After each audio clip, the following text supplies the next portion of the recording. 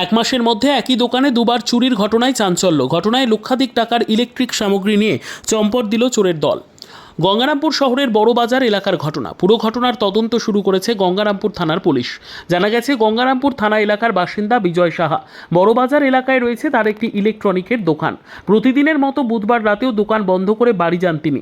বৃহস্পতিবার সকালে দোকান খুলতে এসে দেখেন দোকানের জিনিসপত্র ওলটপালট অবস্থায় রয়েছে। এরপরই চুরির বিষয়টি নজরে আসে দোকান মালিকের। ঘটনায় ব্যাপক শোরগোল পড়ে যায় এলাকায়।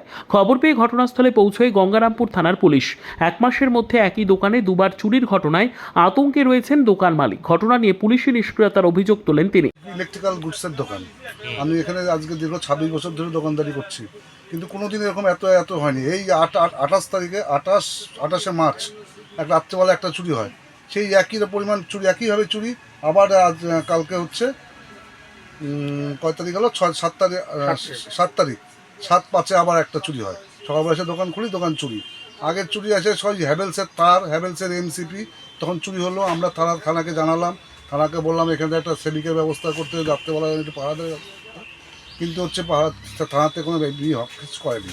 আমরা সিসি ক্যামেরার ফুটেজ পর্যন্ত তাকে দিচ্ছি টোটাল। কালকে কিভাবে কালকে হচ্ছে চলছে এদিক দিয়ে চোর ঢুকে ওই একই পরিমাণ, ওই একই মাল হ্যাভেলসের তার আর হ্যাভেলসের এমসিপি নিয়ে গেছে। এই একই জিনিস। মোটামুটি 100 কয়েলের মতো। আনুমানিক দাম কত? আনুমানিক দাম হচ্ছে 4 লাখ টাকা।